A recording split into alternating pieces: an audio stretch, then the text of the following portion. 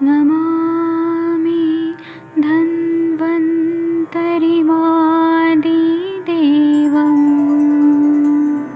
सुरासुरैर्वन्दितपादपद्मम् लोके जरामृत्युनाशम्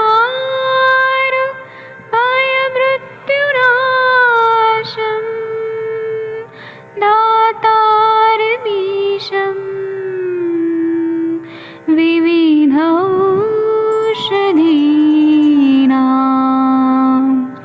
शङ्खं चक्रं जलौकां दधतं मृतघटं चारुतोर्भिश्चतुर्भिः सूक्ष्मस्वच्छादिरुद्यं शुकपरिविलसन् मौलिमं भोजनेत्रम् कालाम्बोदोज्ज्वलाङ्गं कटितटविलसत् चारुपीताम्बराढ्यं वन्दे धन्वन्तरिन्तं निखिलगदमिव प्रौढदावाग्निनीलम्।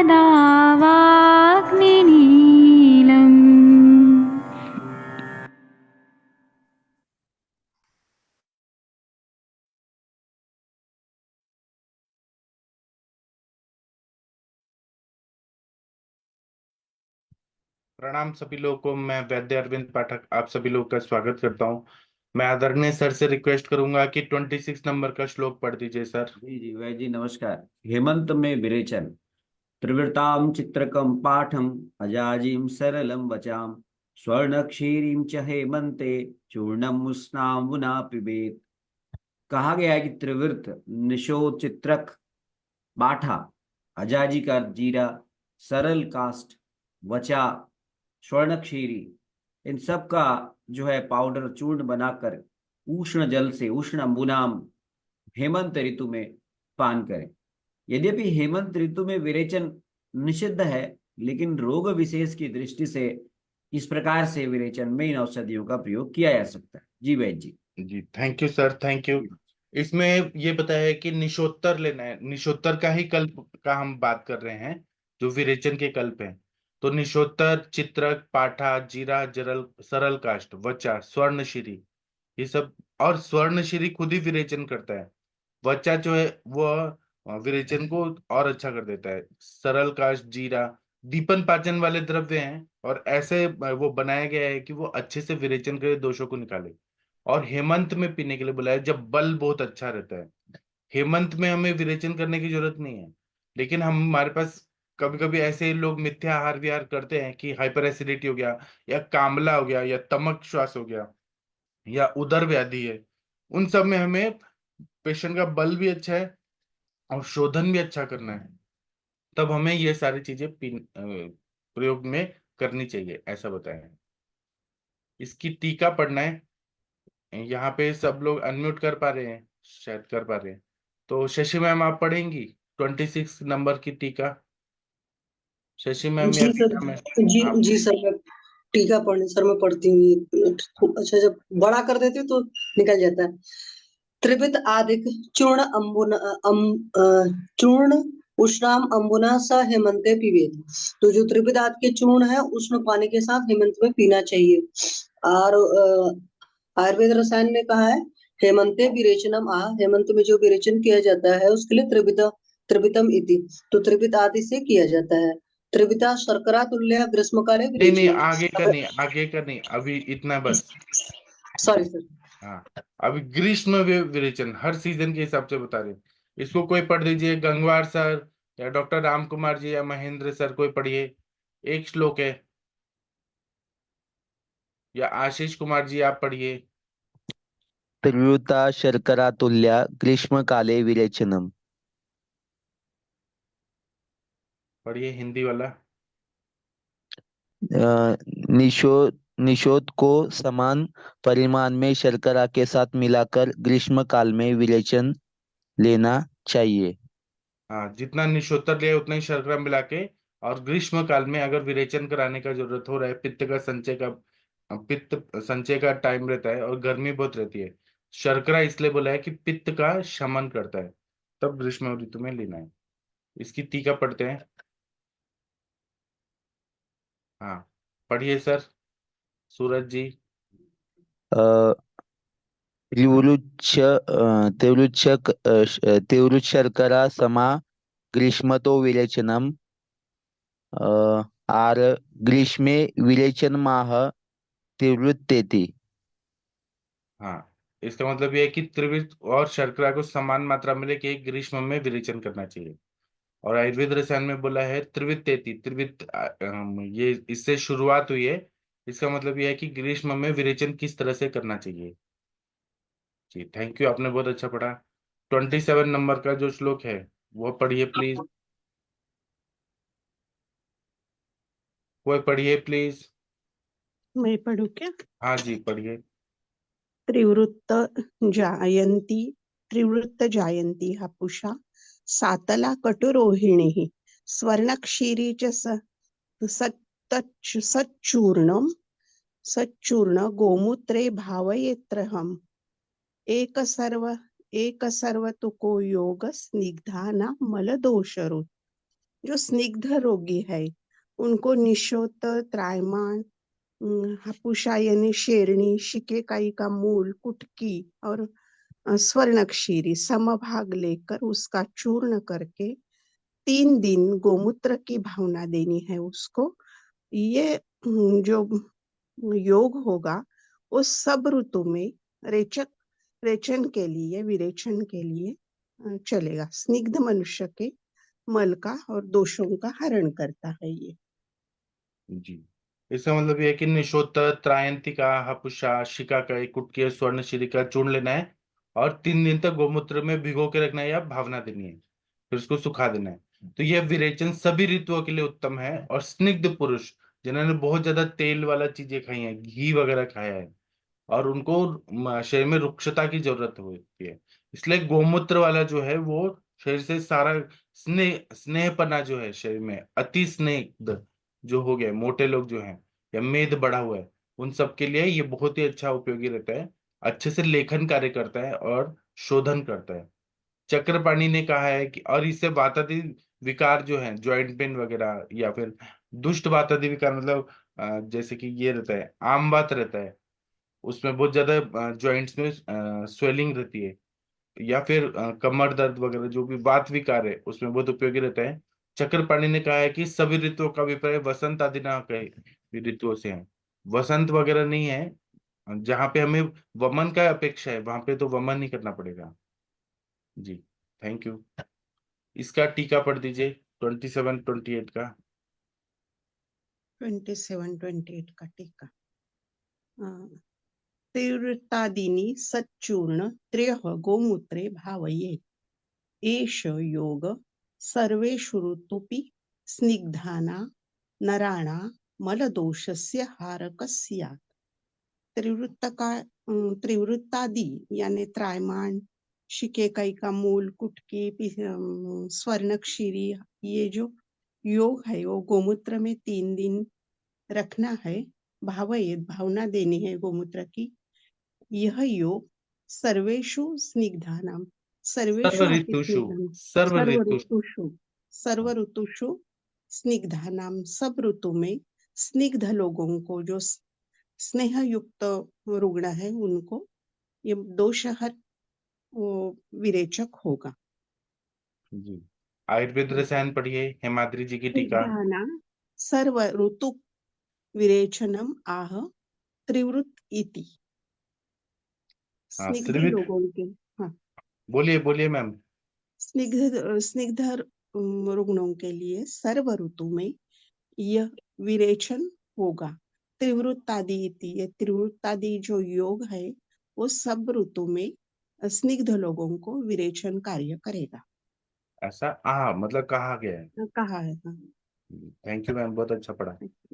अभी वृक्ष के लिए विरेचन हर कंडीशन के हिसाब से ये लोग बता रहे हैं। 29 नंबर का जो श्लोक है ये कृपया अंजना मैम या कोई पढ़ दीजिए। प्लीज कोई पढ़िए। Ashish Kumar ji, Anjana ma'am, Mahendra sir. श्यामा त्रिवृत दुरालंबा हस्ति पिप्पली वत्सकम नीलिनी कटुका मुस्ता श्रेष्ठा युक्तम सुचूर्णितम रसाज्योष्णाम्बु रसाज्योष्णाम्बुभिः सस्तम रुक्षाणाम् अपि सर्वदा जी, इति त्रिवृत श्यामयो कल्पः। अर्थ पढ़िए हिंदी वाला। श्यामा काली निशोत, त्रिवृत धमासा, गजपीपल, कोरैया की छाल, बोल के बीज, पुटकी, नागरमोथा, हरण, बहेड़ा और आंवला, इन द्रव्यों को समान भाग लेकर चूर्ण बनाकर रख लें। यह चूर्ण रूक्षों, क्रूर कोष्ठ वालों के लिए सभी ऋतुओं में विरेचन कराने के लिए उपयोगी है। इसका यथा योग्य अनुपान मांस रस, घी अथवा गुनगुना जल है।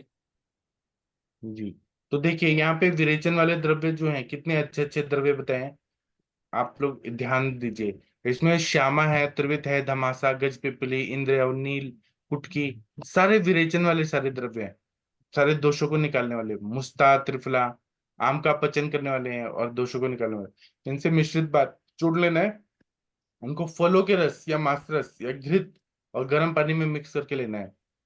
वृक्ष पुरुष, जो लोग बहुत मेहनत करते हैं, घी वगैरह नहीं खाते हैं, बॉडी में बहुत ज्यादा ड्राइनेस आ गया है, वो घी के साथ या मांस रस के साथ या फलों का रस, इन सब के अनुपान के साथ देना है। और किस यहाँ लिखा है, रस का अर्थ द्राक्षा आदि फलों का रस भी है, मांस रस भी है, जो भावे वह ले। मतलब वेजिटेरियन लोग द्राक्षा का रस लें, मतलब फ्रूट्स का जूस लें, और जो नॉन वेजिटेरियन वो मांस रस ले, ऐसा बताया अनुपान के साथ। थैंक यू, बहुत अच्छा पढ़ा आपने।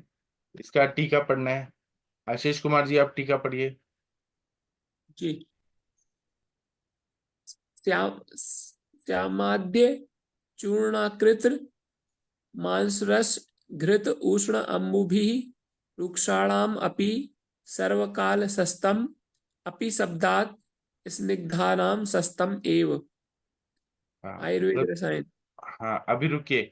श्यामादि चूर्ण जो हम ले रहे हैं, श्यामा, त्रिवित, दुरालबा, हस्त पिपली, वत्स का मतलब इंद्रियो, नीलिनी, कुटकी, मुस्ता, ये सभी को चूर्ण बना के मासरस के साथ या घृत और गर्म पानी के साथ, उष्णाम्बु भी, वृक्षाणाम अपि, वृक्ष लोगों के लिए भी, सर्व काल शस्तम, सभी काल में उपयोगी है।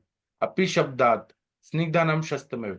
अपि शब्द जब बोला है यहाँ पे, अपि शब्द कहाँ बोला है, वृक्षाणाम अपि सर्वदा, तो मतलब अपि शब्द से हमें स्निग्ध लोगों के लिए भी यह बहुत ही शस्त में बहुत ही बेस्ट है। आयुर्वेद रसायन टीका पढ़िए। रुक्षाणाम अपि सर्व ऋतुषु विरेचनम आह।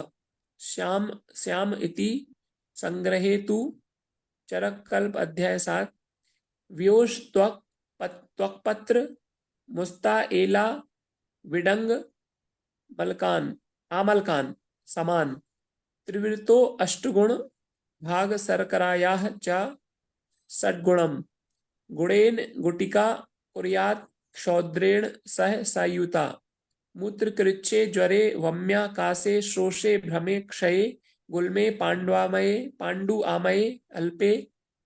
रुकिए, आप इसका अर्थ बता सकते हैं कि मैं बताऊं? सर कोशिश कर सकता हूँ। करिए। रुक्ष लोगों को विरेचन के लिए सभी ऋतुओं में विरेचन की विधि कही गई है। विरेचनम आ श्याम श्याम इति। श्यामेति मतलब यहाँ से श्लोक शुरू किया गया है, श्यामेति, इसका मतलब ये है, इसका मतलब ये है कि वृक्ष लोगों का भी, मतलब जो षष्ठी बहुवचन है, वृक्ष आदि, और अपी का मतलब ऊपर क्या बताया कि स्निग्ध लोगों के लिए भी और वृक्ष लोगों के लिए भी, सभी ऋतु में विरेचन का ये कहा गया है। आगे पढ़िए। संग्रह हेतु श्यामिति मतलब काली निशोत।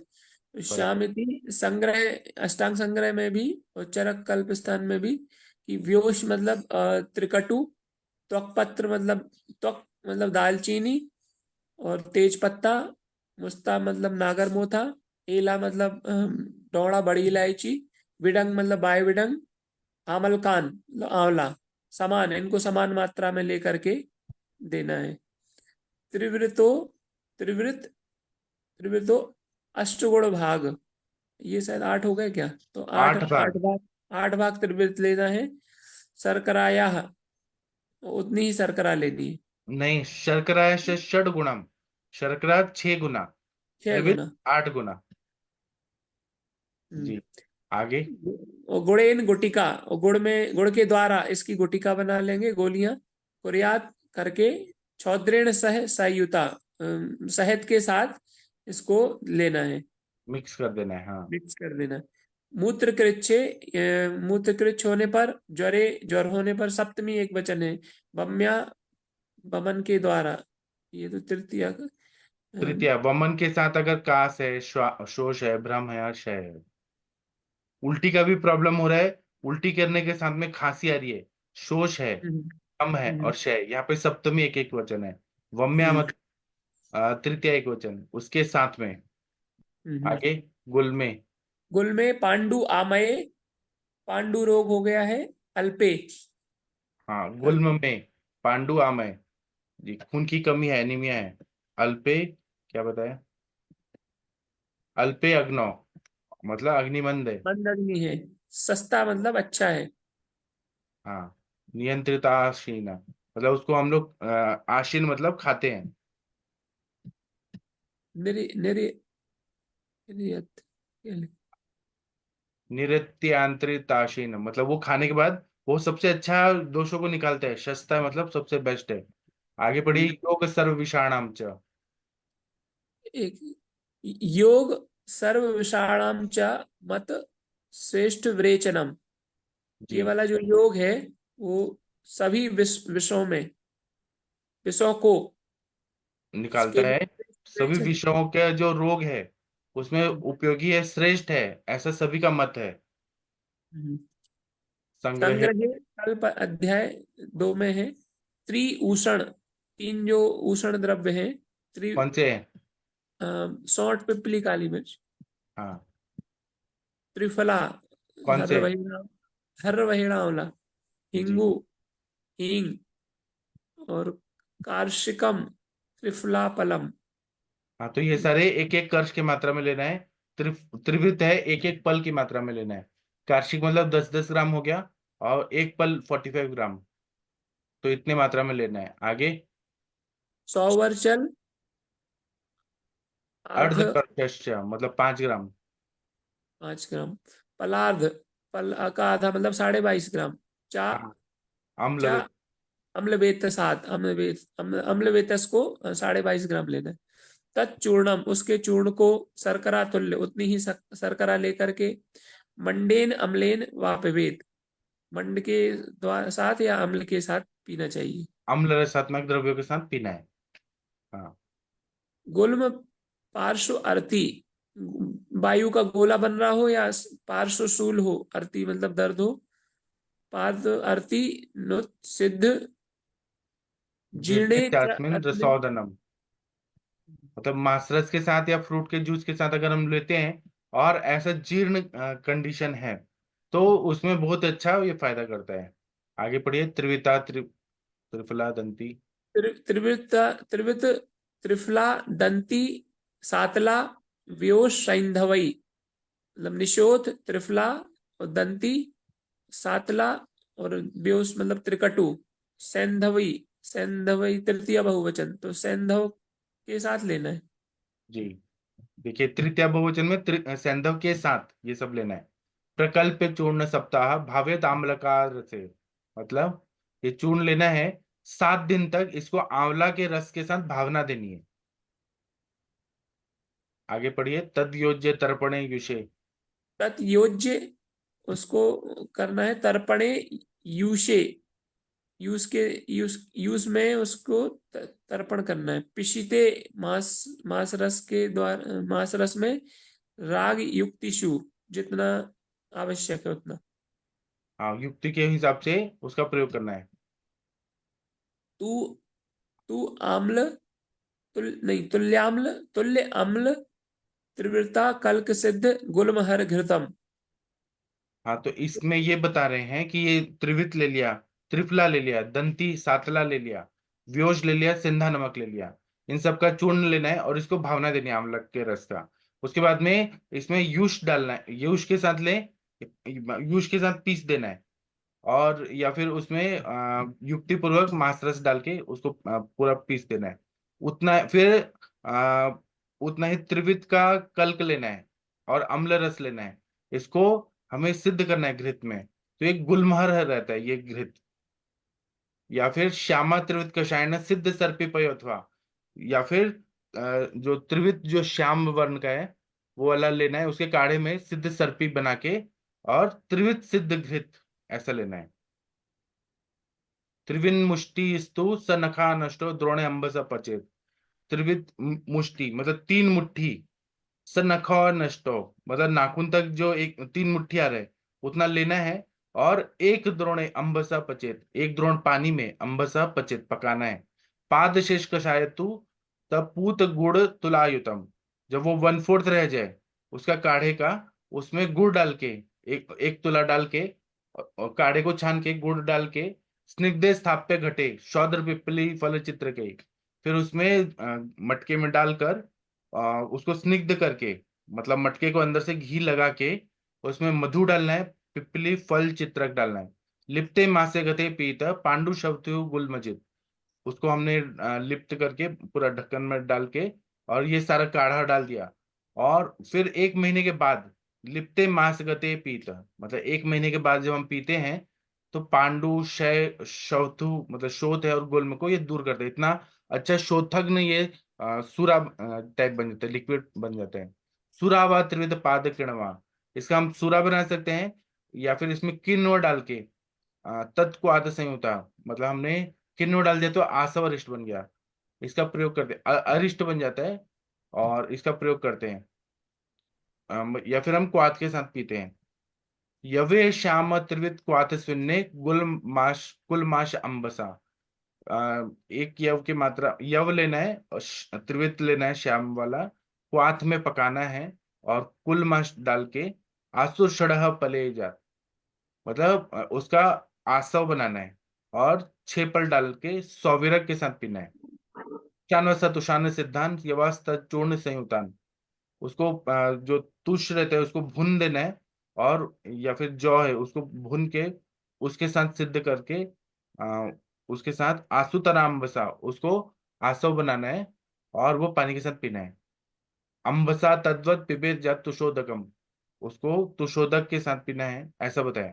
वृंदेतु, वृंद नाम का जो ग्रंथ है उसमें अध्याय 74/9 में बताया है। अभया पिपली मूल मरीच विश्व भेषजम, हरितकी हो गया, पिपली मूल हो गया, मरीच हो गया, शुंठी हो गया, त्वक हो गया, पत्र मतलब तेज पत्ता हो गया, दालचीनी हो गया, पिपली, मुस्ता विड़ंग आम्लकानी च, ये सब ले लिया। एतानी समभागानी दंती च त्रिगुणा भवेत, ये सब संभाग में लेना है, और दंती को 3 गुना भावना 3 गुना मात्रा में लेना है। त्रिविध अष्ट गुणादेया, त्रिविध को 8 गुना, 6 गुना चात्र शर्करा, 6 गुना शर्करा डाला। मधुना मोदकान कृत्वा, मधु के साथ डाल के और उसकी मोदक बनाना है। चाक्ष मात्रान प्रमाणन, अक्ष मात्रा के प्रमाण में एक एक भक्षेत प्राप्त, ये मोदक जो बनाया है लड्डू टाइप, इसको एक एक रोज सुबह लेना है। शीत चानु जल पिबेत, ठंडा नॉर्मल पानी के साथ पीना है। तस्मात विरेचिते जंतुर यावदुष्ण सेव्यते, उससे विरेचन होता है, और इसको ज्यादा गर्म पानी के साथ नहीं लेना है। न सेवते पानाहा विहारेशु भवे नियंत्रणन सदा, जब हम कोई भी इसका सेवन करें विरेचन के लिए, तो पीने में, आहार में, विहार में हमें नियंत्रण रखना है। मतलब हमें ज्यादा ठंडा पानी नहीं पीना, ज्यादा ट्रैवलिंग नहीं करना, मतलब ये सब का हमें नियंत्रण रखना है। पांडुत्व कास विषम ज्वर, मतलब पांडु रोग में, कास में, विषम ज्वर में, वह हिंसा आदान जंघोरु पृष्ठ जंघोरुदर पार्श्वशूल, मतलब जिनको जंघा में पेन हो रहा है, उरु में हो रहा है, पृष्ठ में हो रहा है, जघन में हो रहा है, उदर में, पार्श्व में, जहां पे शूल है उन सब में, ये कौन सा है, द्वितीय शूलान, कौन सी विभक्ति है? द्वितीय बहुवचन। हाँ, इन सब को, इन सब रोगों में हम देते हैं। दुर्नाम कुंडल भगंदर शोफ गुलमान, मतलब जो कुष्ठ की बीमारी है बहुत ज्यादा, और भगंदर है, शोफ है, गुल्म है, यक्ष्मा है, उदर है, भ्रम है, विदा है, मूत्रकृच है, प्लीहा अक्षी रोग, प्लीहा रोग है स्प्लीनोमेगाली है, अक्षी रोग है, आंखों की बीमारी है, पवन आश्मरी, वायु का रोग है, अश्मरी रोग है, कुष्ठ है, में है, हन्याद रसायनमिदं विषजाम प्रयुक्तम, ये सबको नष्ट करता है और ये रसायन के रूप में इस मेडिसिन का वैद्य लोग प्रयोग करते हैं। अल्पवय बहुफल, मतलब कम खर्चा आता है। अल्पवय मतलब कम खर्चा आता है, बहुफल बहुत ज्यादा रिजल्ट आता है, सततम उपयोजम आयुष्य कर, इसका कंटिन्यू उपयोग करते हैं तो आयु को बढ़ाता है। पलित नाशनम अश्विदृष्टम, मतलब इससे बाल सफेद हो रहे हैं और ये सब का नष्ट कर देता है, ऐसा हमें दिखाई देता है। इति, इस तरह का ये कल्प है त्रिविध का। आपको आशीष कुमार जी, आपको कैसा लगा ये सब पढ़ के? संस्कृत में अर्थ भी बताया आपने।